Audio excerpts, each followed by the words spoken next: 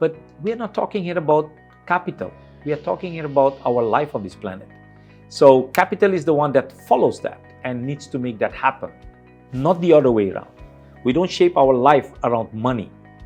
Money needs to follow us to support us to achieve a life that we want to achieve as a family, as a community, as a city, as a country. Hi, my name is Atem Ramsundersingh, and I am the CEO of WEnergy Global Group, and you are tuned in to Power Podcast. Welcome to another episode of Power Podcast by Power Philippines, where we sit down with the leaders, innovators, and visionaries shaping the future of energy. Today, we're joined by Atem Ramsundersingh, founder and CEO of WEnergy Global. From working with the World Bank and UNESCO to building renewable energy projects across Asia and the Pacific, Atem has dedicated his career to bringing electricity to communities that have long been left behind. In this episode, we'll talk about his remarkable journey, the rise of microgrids in the Philippines, WEnergy Global's growing portfolio across the region, and what it will take to achieve full electrification in an archipelago of more than 7,000 islands. Atem, you have quite a journey. But before we talk about watts and microgrids and mega projects, let's start with you. You grew up in Suriname in an Asian family. You went to a university in the Netherlands, trained at Harvard and Cambridge, worked in over 70 countries. So that's really quite a journey. How did all of that shape who you are and what you do today? Yeah, interesting. Actually, it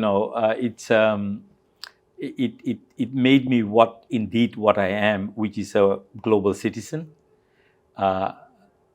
with appreciation for everybody's culture, belief systems, food preferences, the diversity that is so huge that lives in me.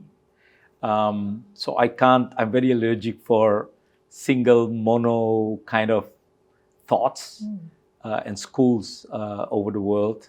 No, it made me a global citizen, citizen who is automatically can switch from one culture to another culture, from one kitchen to another kitchen, and it's such a beautiful feeling to have that inside your system, your mind, basically. That's what it made it shape, and it continues. It's not like it's over. The discoveries are happening as we speak. You are being confronted with new things you're learning.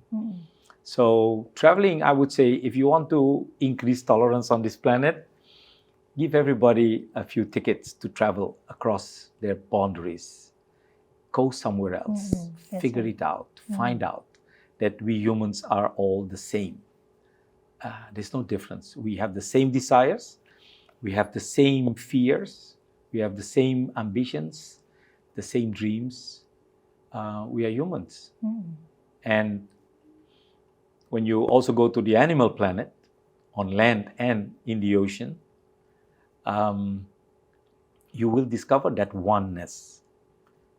And that's what enriched my life.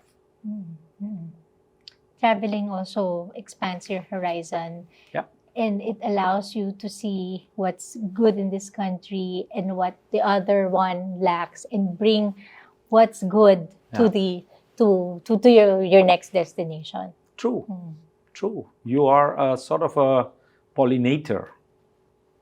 I like that. Right? Like a bee. Yeah, a bee that flies and takes a bit of here, the juice of that, the seeds of there, and you create things. It's not only a passive observer, but you are an active participant in life. You are really contributing to things, and I think that's a rich thing that I hope everybody will get that opportunity to do it, given that we have internet now, given that we are crossing borders virtually, but physically, definitely you will feel it, smell it, sense it. And once your senses are awakened, you will realize that you are becoming another human being with another level of tolerance, views of diversity. the beauty of things. I can't even talk about ugliness, because everything you come across is on itself a lesson learned, positive, a beautiful experience that enriches us. So can't help. I'm an optimist and a positivist in that sense. You were very accomplished already before WEnergy. You were a senior manager at the World Bank Group and a program director at UNESCO IHE. These institutions, many people would see as a dream career. What made you step away and build WEnergy Global from scratch in 2012? Good question. I wanted to be in the battlefield.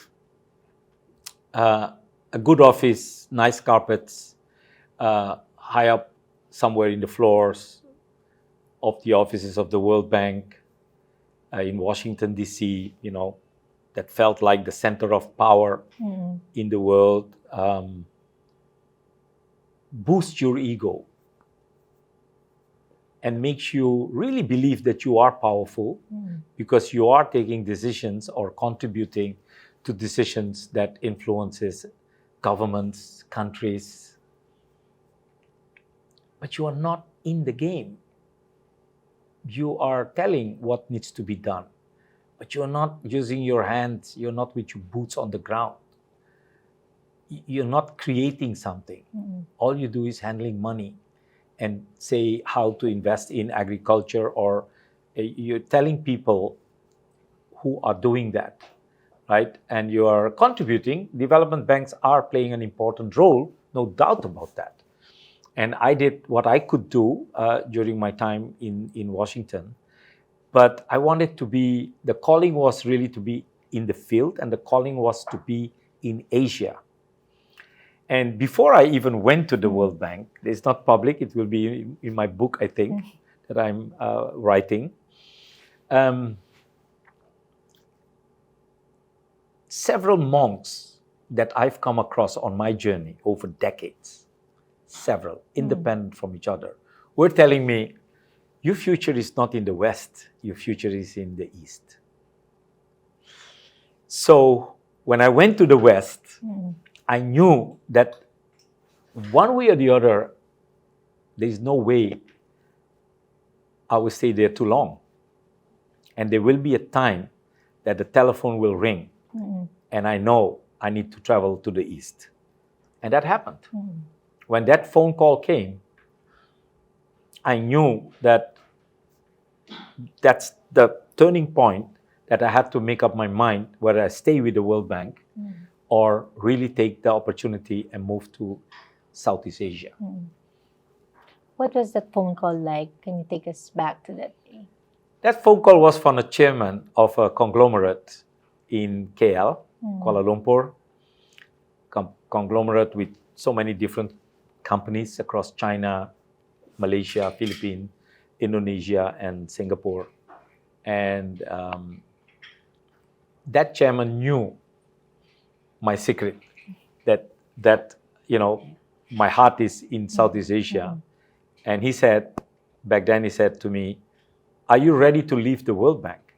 And I said, no, I'm really happy here. I'm fine, and I'm doing exciting stuff. And my bosses then in Washington were very accommodating, giving me all these privileges. And but yeah, what's the offer? And when he told me it would be, to lead a group of companies and, hands-on, be on the ground in the industry, that appealed. It didn't happen immediately. It took me 9 months to think about it and to decide and to work with my World Bank superiors to make that transition to Southeast Asia. But there is one more thing that a lot of people don't know, right? And which I also didn't know when I was taking all these decisions to come to Southeast Asia. Is a few years back, I think 3 or 4 years back, I did a DNA, investigation of my DNA material. And I was surprised, but also not surprised, but really surprised to see that my composition of DNA has 9% Southeast Asian blood. Oh. 1.65% Vietnamese, Filipino, Really? Indonesian, Thai, Myanmar, and Indonesian blood. And then 91% Indian. Now, people who think that they can make me happy with Indian restaurant, thinking that I have 91% Indian DNA, are wrong, because that 9% that is really attracting in me, dominant force, is making me like to like Southeast Asian food.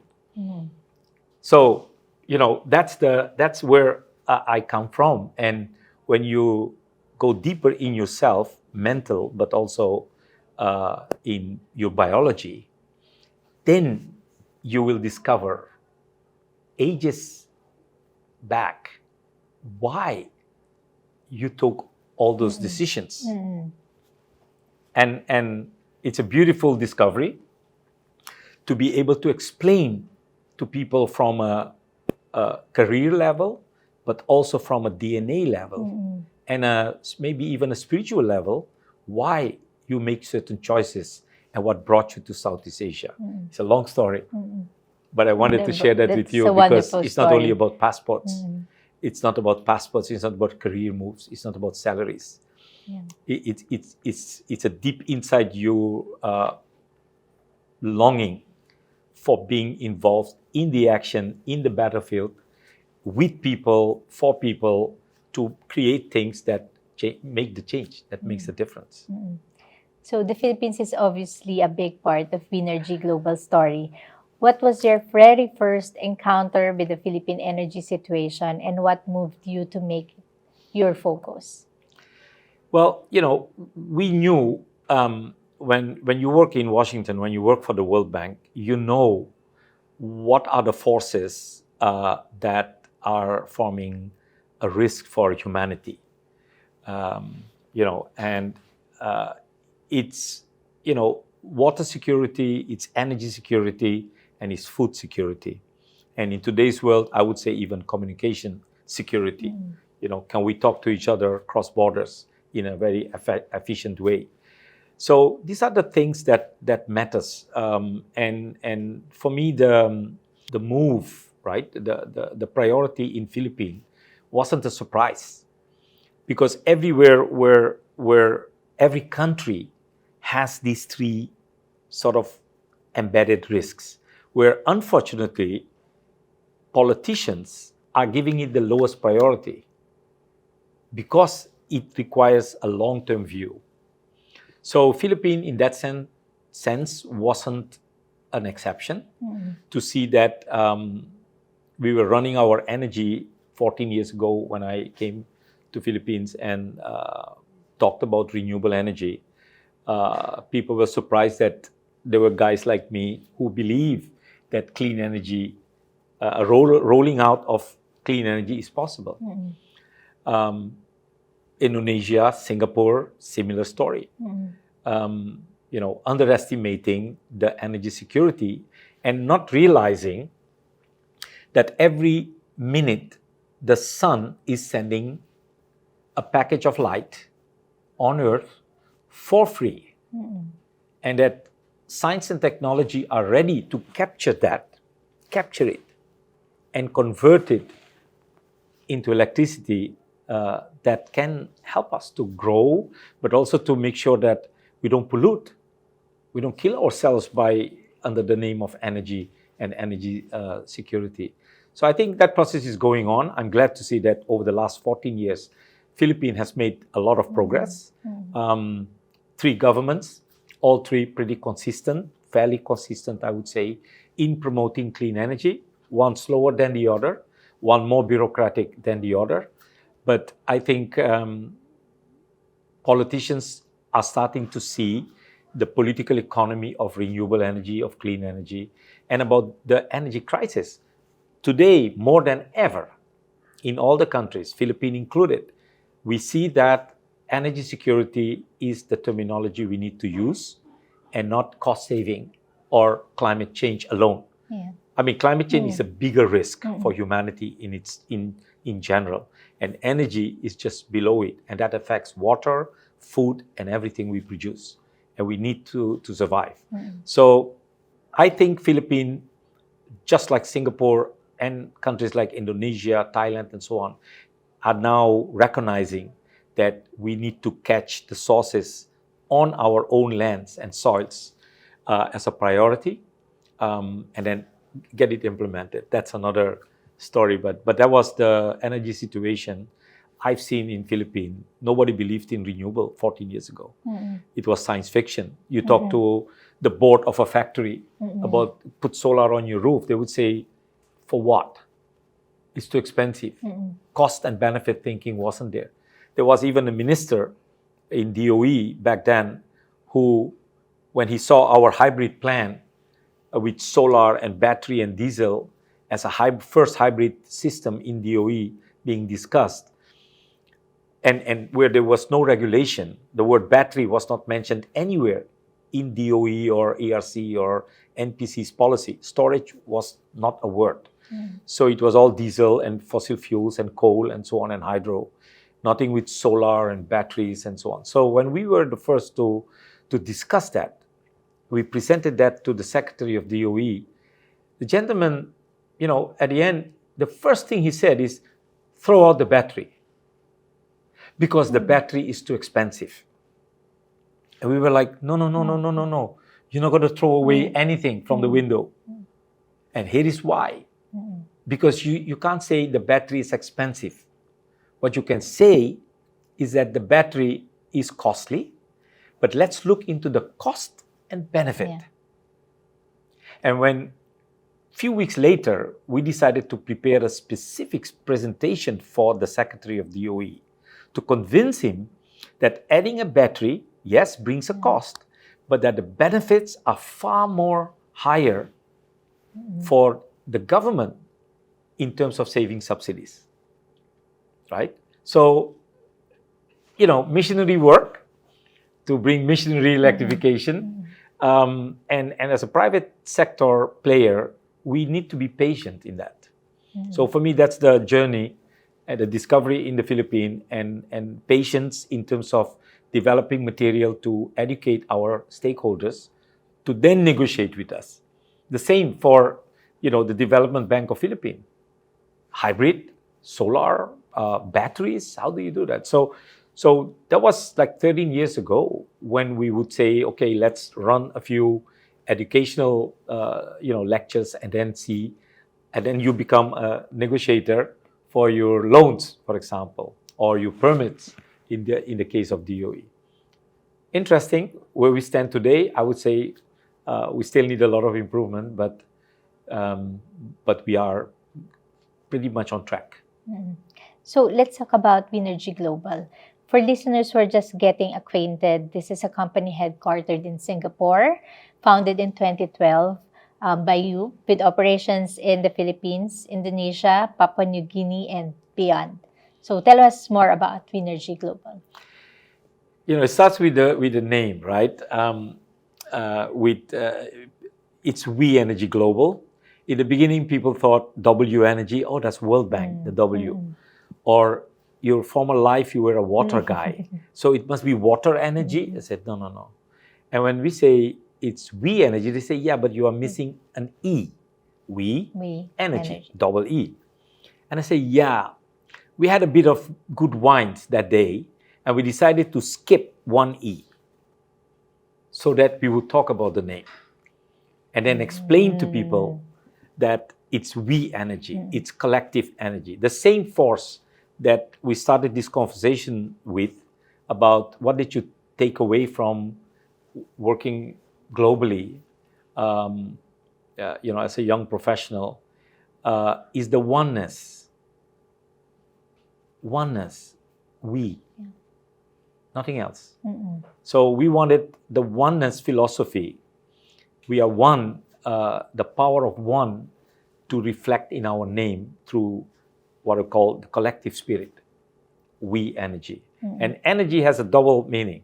It's the physical energy, like, translated to electricity or fuel or power or whatever. But energy is also subtle. It's the one that you can't touch, but it's filled in this space.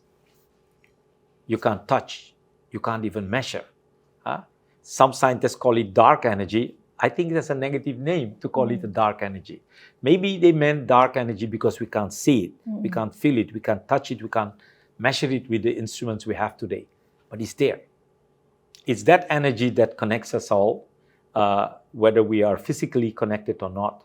But it's that energy that makes your mom call you and say, I was just thinking of you when you received her call.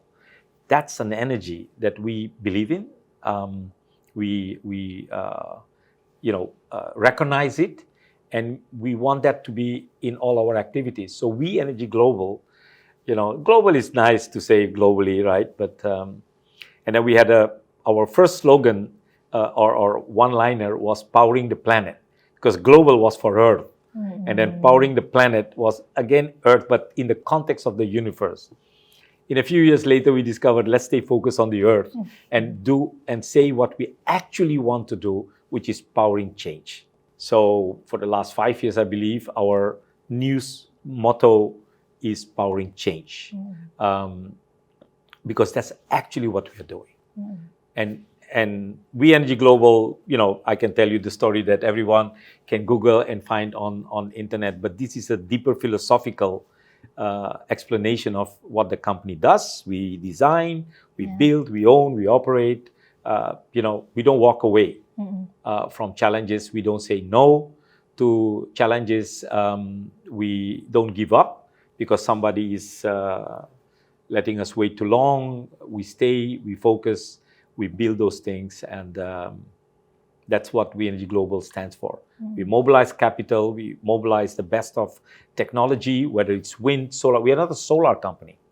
We are a renewable energy company. We are WEnergy. So any energy source that will work under certain circumstances, we will use, calculate, design, find equipment, and build it and benefit from it. You already mentioned that you develop, you design, build, own, finance, and operate. Why did you build the company that way? Was that from the get-go what you thought of when you founded WEnergy? You remember when I said I left Washington because I wanted to be in the battlefield? That has to do with the fact that we didn't want to behave like an investment company or a consulting company, because that would be the same as what I would be doing in the World Bank.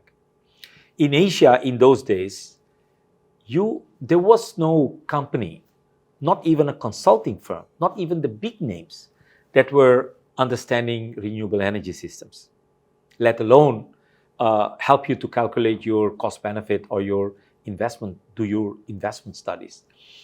You didn't have proper suppliers of equipment. You didn't have craftsmanship for complicated electrical systems.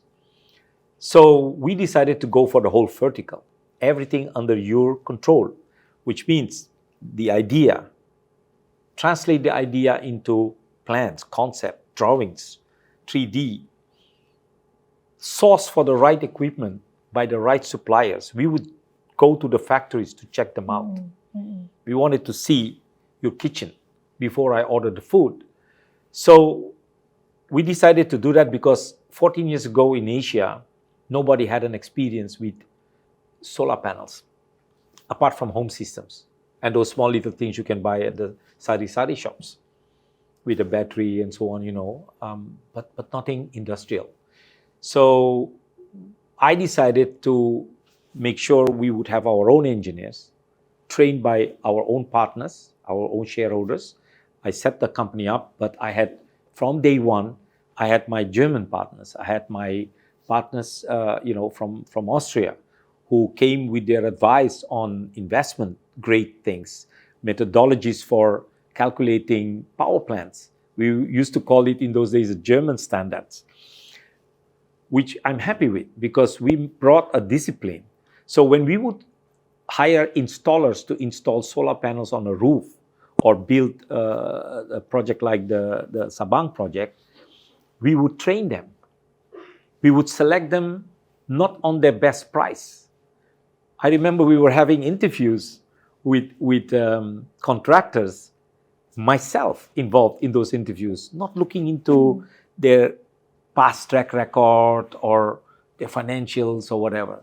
That was done. But I was more interested in the senior management mindset of flexibility. How much do you want to learn new things? Are you willing to, when we make mistakes, are you willing to correct it? So I was looking into their desired future behavior instead of judging them on their past track record. Because the past is not any guarantee for their future behavior with new tech, new approaches for installation. So that philosophy pushed us very much into the direction of controlling the vertical and all the way to the supply chain.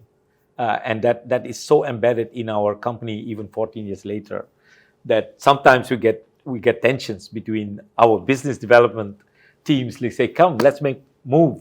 Let's do it quickly versus our engineering that is deeply rooted into, well, we got to calculate it, no matter how simple it looks like, and no matter how much shortcuts you want. For example, I will give you an example. If you install solar plant or wind or whatever, the craftsmanship is so important. There are companies that build large-scale systems, but when they behave like an investor, sitting behind their Excel files or bankers, they don't want to get their feet dirty. They are not with boots on the ground. They leave it to some other people. The problem that we've seen in Southeast Asia, Philippines included, is bad craftsmanship, which means a loss of energy, which means you are not achieving your performance standard. And that's bad. Even a simple thing like a rooftop, you see, installations sometimes duct taped, while you have specific devices for connecting cables. We don't tolerate duct tape culture. We want to be on top of things. Because when you and I look at each other, you should be proud of the quality we provided, and I should take pride that, wow, look at that system. It withstood the typhoon. It withstood the flood. Because there is some good engineering philosophy behind it. The team behind WEnergy Global collectively brings over 120 years of experience in renewable energy and international project development. You mentioned already you have German partners, right? So how do you build and hold together a team like that scattered across multiple countries and cultures? We have 10 nationalities in the company, right? Across Philippines, Singapore, and Indonesia. We have people with several belief systems, educational backgrounds. But as one of the things I learned during my time in the World Bank and working for an international institution is that when you enter the door of our company, you have to be a WEnergy Global personality. When you leave that building, you can take the personality of your barangay, or your village or your country, whatever you want to do, fine. The moment you enter this country, you got to comply with certain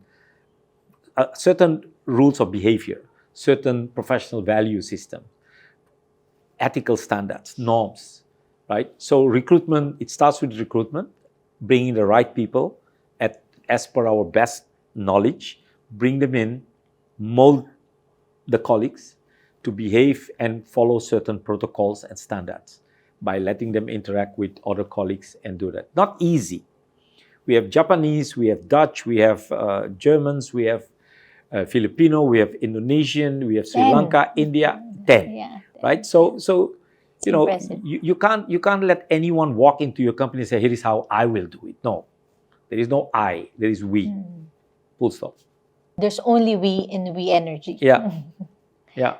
You've accumulated some impressive hardware, the UN Global Compact Award, the Dr. Albert Winsemius Award, the Singapore Apex Sustainability Award, and the Erasmus Energy Business Award from Rotterdam. Which one hits different for you and why? Wow, yeah. That's a lot of recognitions. Yeah, and sometimes you are being bothered too much by all these associations calling you that you deserve an award. And our company is not collecting awards. We don't want to occupy our space in the office with all these nice awards. What matters is that when we feel this needs to be reaching out to the rest of the world, then we accept an invitation to compete for an award. The one that matters most to me is the one Dr. Albert Winsemius. Albert Winsemius was the key economic advisor to Lee Kuan Yew from Singapore from day one. When Singapore moved out from the Federation and became independent, the call for help by Singaporean politicians was pretty loud. And the Dutch government decided to send Albert Winsemius under the UN flag to help the country build its economic infrastructure. And Albert Winsemius was the Dutchman who was the creator, the father of creating, helping the Dutch government to recover from the Second World War damages. And then he was sent to Singapore to help. He was there for a short period, but he stayed there for 25 years.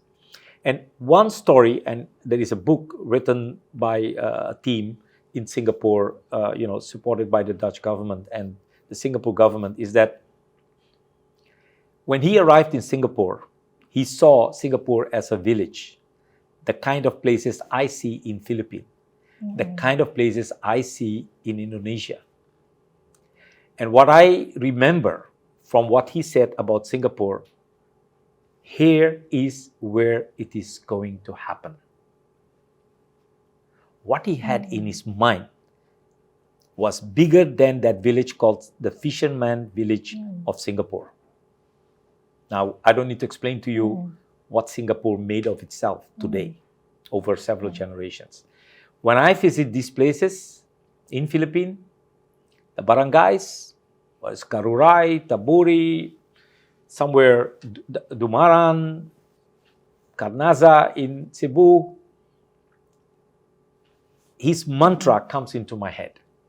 Here is where it is going to happen. Because people have ambitions. People have their dreams. All you need to do is power them. And they'll take care of their own future. So Winsemius has a special meaning for me, that award. Because it helps me to keep repeating that mantra wherever I go and say, here is it going to happen. I know a lot of people don't believe in it. Even the local people don't believe in it. Like, seriously? Are you dreaming or what? No. It is possible. There's nothing on this planet that we can't make happen. We can. The Sabang microgrid in Palawan, your flagship project, serves Barangay Kabayugan, home to the UNESCO World Heritage Puerto Princesa Underground River. Tell us about launching that project. What were the challenges and what did it feel like when the lights came on? We were looking for opportunities as a startup 14 years ago. And a friend of ours, former secretary of DENR, who used to work in our World Bank team as a consultant, as a prominent consultant, she said, oh, come, my country has a lot of opportunities. So we got introduced to the then secretary, Rene Almendras. And when he had our company, he said, you know what, it's not going to work in our country, solar and all these renewables. But, we have some problems in some places where there is no electricity at all. So if you guys can go and have a look at it, and if you are able to solve the problem in Sabang or Siargao, or I think 2 other names he mentioned back then, with putting his finger on the map that was behind his desk, he stood up and showed us where to go. Next day, we were in a plane to Sabang, to Palawan. The night before, we met with the mayor of Puerto Princesa, Mayor Hagedorn, and he was skeptical to receive us. He said, I got 6 or so companies who visited that Sabang. I never heard back from any of them. So why should I believe that you guys will solve my problem in Sabang? A tourist attraction point of Palawan. We said, well, Mayor, you are right, but I can't promise you now here in Manila. He was in Manila that evening. But if you allow us to go and visit the place, I will let you know. Maybe within a few weeks, I can let you know whether the answer is yes or no. Thanks to our friend here in Manila, the former secretary of DNR, He trusted her, was skeptical, even shaking hands with us. And next day we were on a plane to Puerto Princesa with his staff accompanying us to Sabang. And when we arrived there, the Sabang of today didn't even exist, not even close of what we see today. But we saw a potential, we saw, feel, sense a potentiality of that spot. You can feel it. I know bankers will say, seriously, you take decisions on the basis of feeling? And I would ask them, tell me any important decision in your life where your feeling didn't play a role, but a calculator. So we took a decision not based on a calculator, but on a vision that the city government had and what we had. We said, we looked at in each other's eyes. I had my German partner with me, Konrad von Ritter. We looked at each other and we said, let's do this. This is such a beautiful place. It deserves clean energy. We went back, sent the mayor a letter that we'll do it. Now, while that was the here is where it's going to happen moment, it took us 7 years to start groundbreaking. We didn't know it would be a long journey, and that Philippine government people were telling us, you got to be patient here, Mr. Ramsundersingh. This is Philippines. And we were like, yeah, patience means next year, right? But it became 7 years. Now, the day that we inaugurated, a local elderly lady came to me again with a garment and thanked me for not having left them alone, not walking away. And I called my colleagues and I say, we just found another slogan. WEnergy never walks away, no matter how tough. It is a separate story. I won't tell it here, unless you want to hear it. But that lady, years before, was waiting for me outside of the barangay hall with a garment, flower garment, waiting for me. I had a long meeting with the barangay on the floods and rice fields and so on. And then at the end, I came in that heat.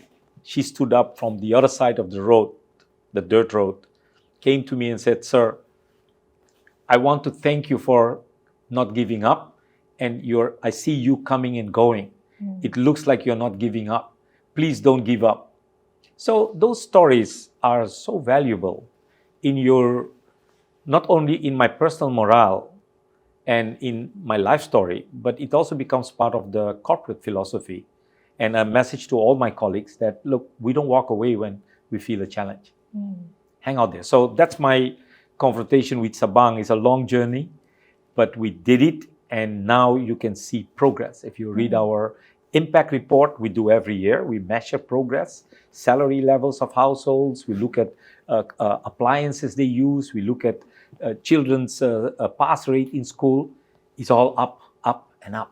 Now that was worth waiting 7 years, and now we are expanding. Yeah. So you did not walk away.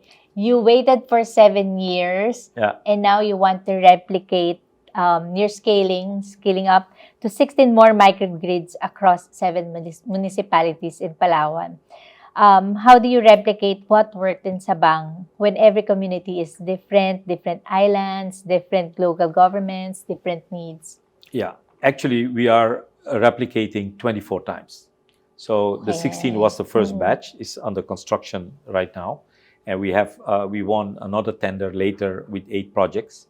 So we have 24 microgrids on the move and will be rolled out, of which about 20 alone in Palawan, and the other 4, 2 in Cebu, the province of Cebu, and 2 in the province of Quezon. They are not different communities. They are different geographies, yes. But it's that oneness. They have the same desire. They have the same patterns of life. Livelihood, fishing, tourism, handicrafts, agriculture, servicing tourists. So it is the same pattern, the same low demand behavior. coming from zero energy per day to 24/7 per day. That's life-changing. That's transformative, right? So we have studied over the last 14 years. I believe we spent quite some time, not only in Sabang, but elsewhere in all the rural areas. We've studied how life is influenced by the use of electricity. 4 hours per day, 8 hours a day, 16 hours a day, or 24 hours a day. We studied how people consume. What do they buy when they get electricity? You see, when you talk to bankers, they think the first thing they will ask you when you said rural electrification, oh, but are these people able to pay? Yeah. And they are getting even bigger shock when I tell them that's not my number one worry. Oh, so people do pay. Yeah. The confusion is among city intellectuals and particularly bankers is that the moment you talk about rural electrification, in their mind, urban mind, goes like poor people. No, they are energy poor, but they have financial firepower. They have purchasing power. They work hard for their living. They will do the best with their money to get a better life than the life before. Whether it's education of the children, whether it's buying another refrigerator, Filipino in rural areas are entrepreneurs. Yeah. They are a big resource. 10 million Filipinos without access to electricity. 2.7 million households not connected on 24/7 reliable electricity. That's a big portion to the GDP of this country. And not even talking about those billionaires that are already born probably in those villages. Artists, business people, women entrepreneurs are flourishing because there was a suppressed demand. There was no energy. The villages, the barangays were not energized. So once you put that energy into the villages, you unleash a suppressed demand. People are willing to go, to set up a restaurant, to set up a cold storage. They have better position to negotiate with the buyers of their fish. That means they have purchasing power and they will do everything to pay the bills. So going to 24 places, there are geographically 24 different places. But in terms of consumer behavior, ambitions, responsibility to pay bills, to behave have the same ambitions to set up a TV. Show me one Filipino barangay where nobody sings. Nobody sings. Show me one. Among the 110 million Filipinos, all Filipinos sing. Whether nice, whether you like it or not, everybody sings. Singing means karaoke. Yeah. So you buy karaoke. If you are able to buy it, you will buy karaoke. You buy a TV. Urban people judge those rural citizens that, you buy a TV, but you're supposed to be poor. No, they are not poor. And besides, a television or access to Facebook or internet, for a villager, it's education. It's learning a new language. It's having more dreams. Boosting your ambition. I want to be like that. What's wrong with that? What's wrong with that? So I think for us, the communities are sharing the same values and therefore the same consumption patterns, and therefore with all the data science we applied on understanding consumers' behavior gives us a pretty edge in developing these microgrids and rolling them out. And I think we deserve it because we work very hard with it for 7 years, but we've not been sitting still. We have been studying and monitoring and understanding, interviewing, doing our impact studies every year to compare income, to understand the economy, which is not understood except by a few professors on university campuses who basically only publish a paper with it and nothing else, not even policy. So we do that stuff. We work closely with DOE to translate our findings into policies, to make sure that certain obstacles are removed. And I must say, the government officials, whether it's DOE or DNR, once they understand and they allow themselves to be to understand things, they become the biggest contributors and collaborators in there, because they also want to see progress in their own country. So that's the shared value, I would say, the shared knowledge we have of the diverse sites. You mentioned how banks think. I mean, well, of course, they think that way because they are banks, and they have quite a misconception about the purchasing power of the people when you say rural electrification. Does that make funding for projects like yours harder, or? Definitely. Definitely. And not only Filipino banks, but also Indonesia or also international development banks. That includes organizations like ADB, just around the corner, where their staff, highly paid people, and what I'm going to say is pretty provocative. I hope they listen to it.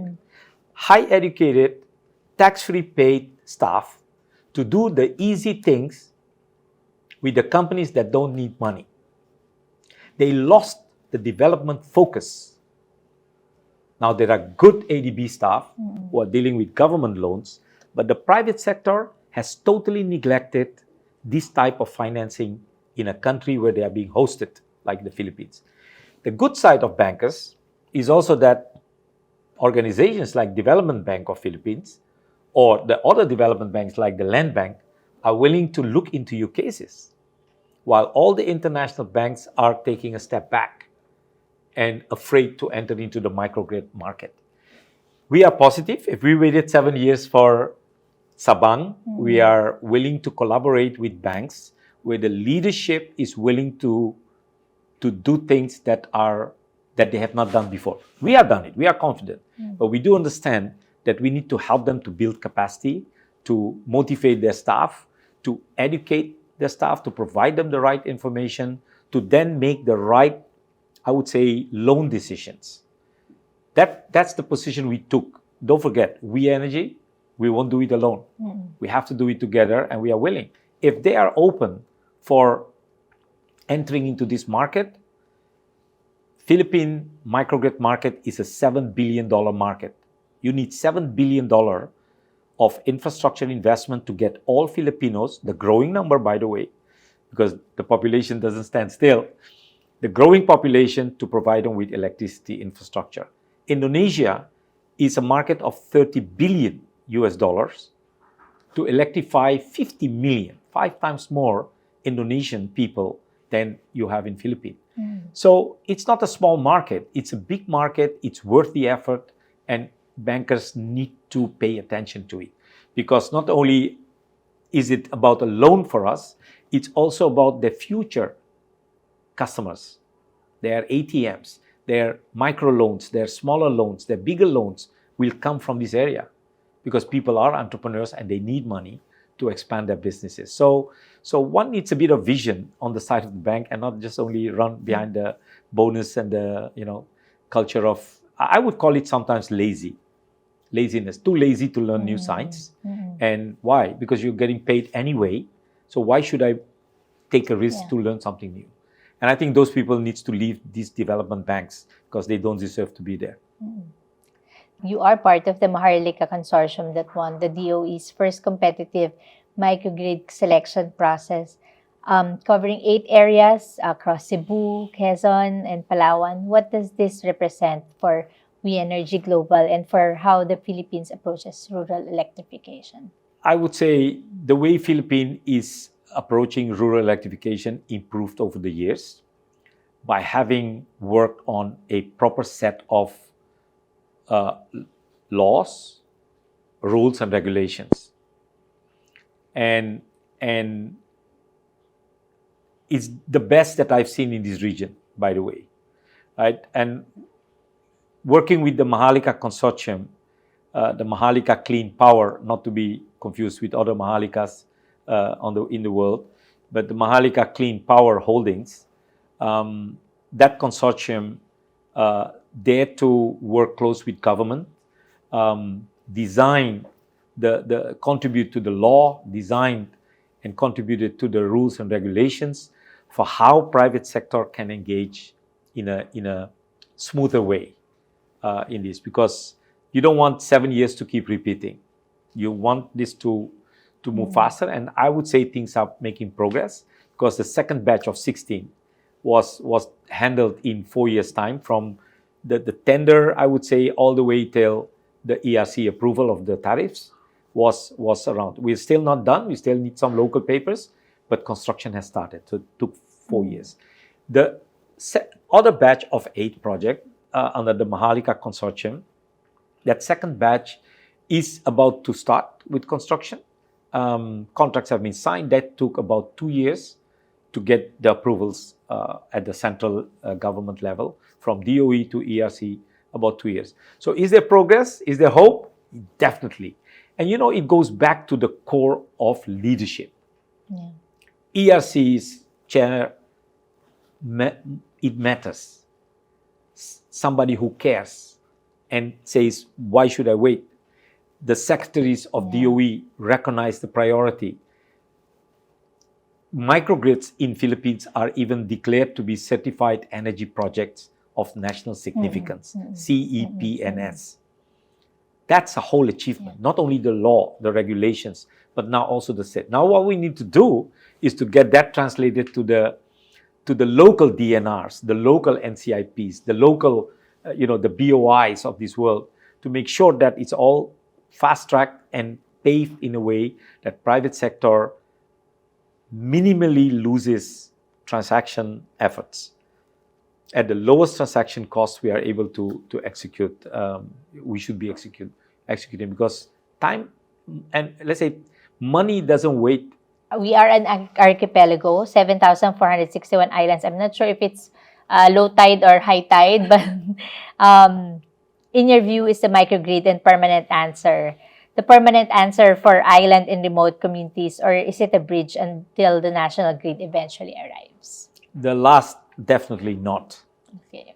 So the ideas that you hear from time to time in Philippines about submarine cables from one island to, we did some calculations, and we know that those people who are promoting it never calculated the numbers or don't even understand the technology behind it. So good to have those ambitions, but it won't work.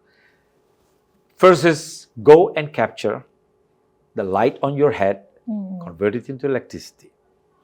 Where there is wind, get the wind, convert it into electricity.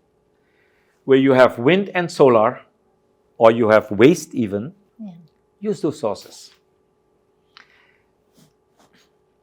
That's simple. You can go to any school, high school or kindergarten, and you ask the kids. You don't need to be a professor, you don't need to be an investor. Just ask a bunch of kids. Actually, I would recommend all who are looking at this podcast, ask your kid tonight. Ask them, what's the solution for the Philippines on energy? And you will be surprised to hear an answer. I always consulted my kids when they were young. When they were 5 and 9, they were walking in Sabang, Now they study engineering. Wow. So that's simple it is, right? Just capture the sun, the wind, and other resources like tidal, wave, maybe water streams locally, and convert. Where you run short, you import. You get diesel, you get gas, you get ethanol if you go for hydrogen, etc. Sources are enough. And technology doesn't stand still. It keeps moving. So why would you want to promote submarine cable that might be a factor of 10? Depends on the islands, the distance. Nearby, fine. Just put a cable in the ocean and just go for it nearby.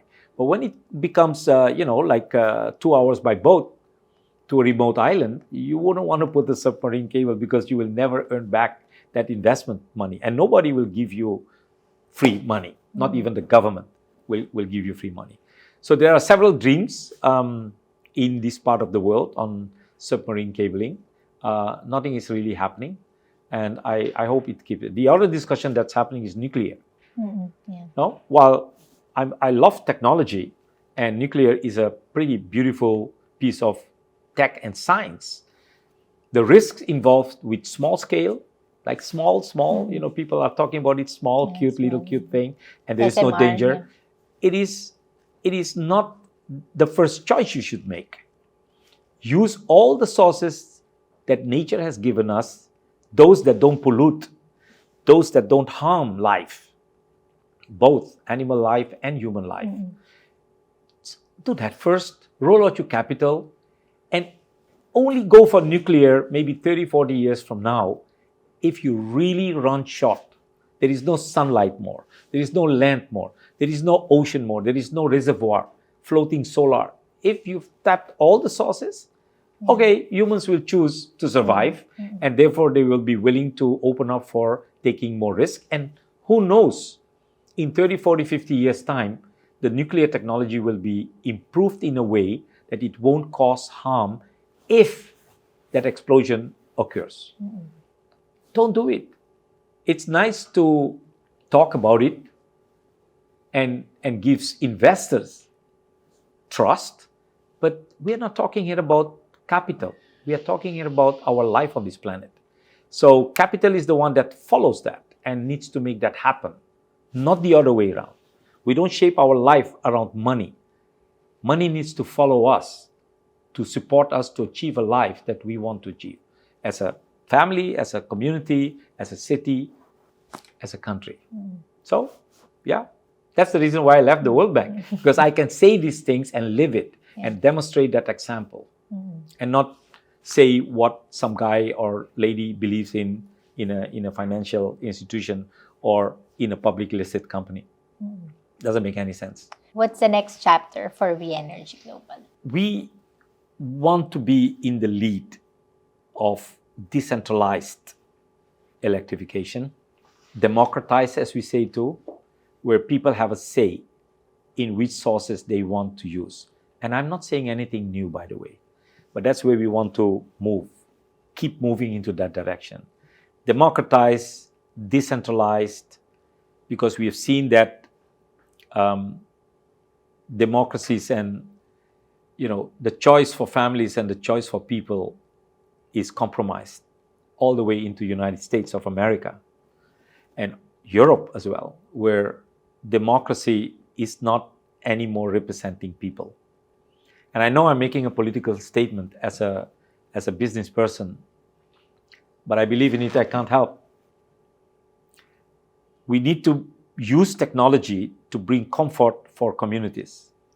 That's the priority, and that's where WEnergy Global next chapter will, follow up and continue. Want to be the lead. We are expanding in Indonesia, country with 85,000 villages, 50 million people spread over 30,000 islands.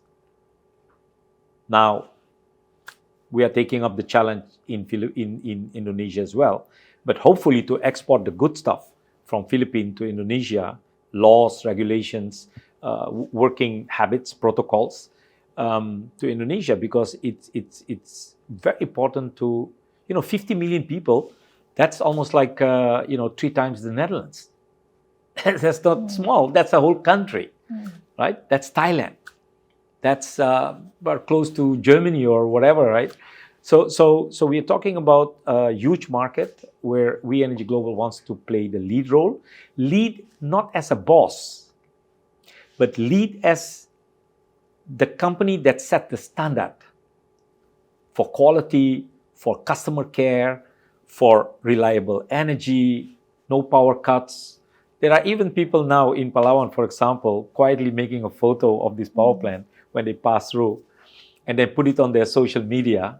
And then they say, the electric cooperatives need to go and learn from this company how they manage their power grid, forward-looking, cleaning. Don't wait until the power cut arrives.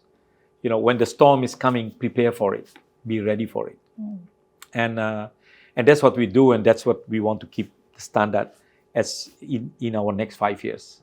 Yeah. When you and I have the same conversation, I want you to find the top 10 negative points about our company and confront me with that. I'm not saying we are perfect. You will find probably a few. But right now, I would say that's our ambition. Yeah. But Atem, with all the things that you said, I'm so glad you're no longer in World Bank and you've you established WEnergy Global, and you're here sharing your expertise in the Philippines. Thank you very much. We're very, very lucky to have someone like you. I'm happy too sharing to your take that vision. decision because it is something that gives you the freedom. The freedom to speak out, the freedom to say, when I spoke when Quentin and I were invited by the Senate Commission for Energy to be here in the Senate, I asked the senator whether I could really speak and say what I really think, and he really encouraged me not to be too diplomatic. And so you can speak out. And you don't want to accuse anyone. What you want to do is to provoke people to wake up, because a lot of people are sleeping or on their lazy butt. You want them to get up and go into action. Because there are millions of people who don't have the luxury to watch TV, to be on the internet, or to cook electric or whatever. They don't. So, simple thing. You don't have to travel to the moon.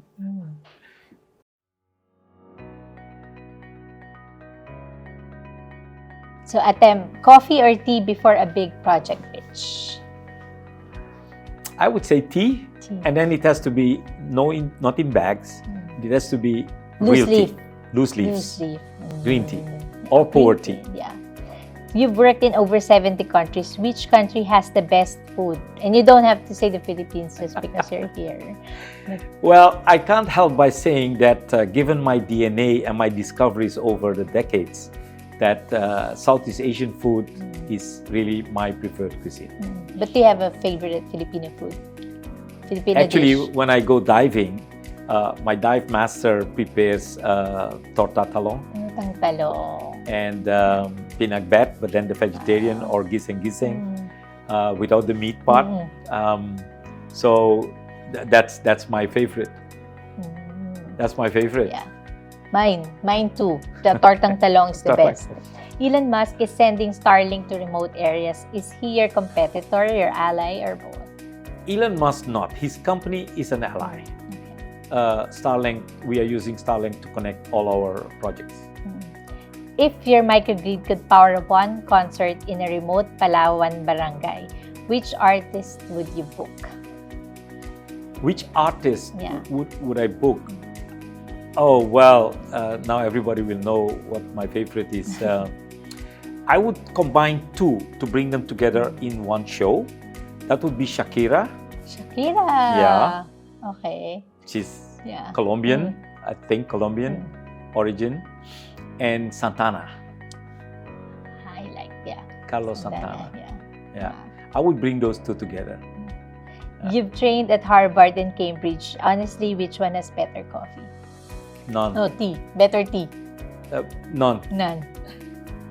Solar, wind, tidal, hydro, biomass. If you could only use one technology for the rest of your career, what would it be? Tidal. Tidal. Tidal because of the current, so it gives me an excuse to dive during construction. So you're Dutch Surinamese, based in Singapore, working in the Philippines. What Tagalog word or phrase have you learned that you actually use? Salamat and budhi. Budhi. Budhi, you call it budhi. Ano ba yung It's the mind, budhi? intellectual mind. It's a Sanskrit word that is embedded into Tagalog. Yes, you don't use it every day, but when you have this intellectual discussion about the mind, then buddhi is the intellect, the part of your mind. Some say common sense. Yeah. A senator, a barrio captain, and a World Bank official walk into a room. Who do you talk The barrio to captain. first? The barrio captain. On the ground, people who know reality like nobody else. What's one thing about the energy business that you wish more people understood? How energy boosts our, propels our life.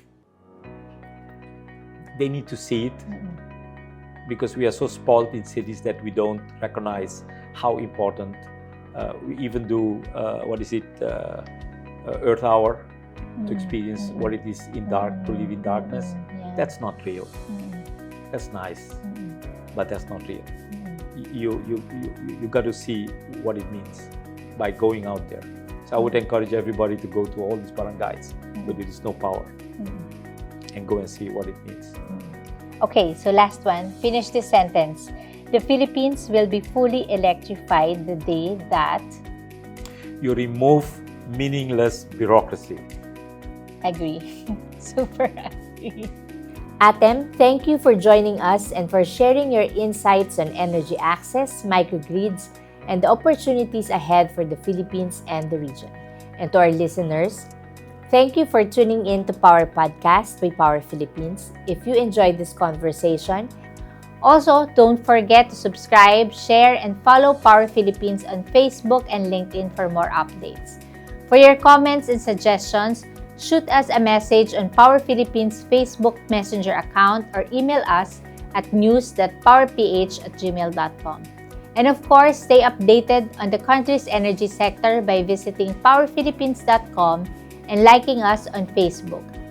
If you want to view this podcast again, check out our YouTube channel at Power Philippines News. I'm Mayie Tanglao, and this has been Power Podcast. Until next time, let's continue powering progress, empowering communities, and lighting the way to a more sustainable future.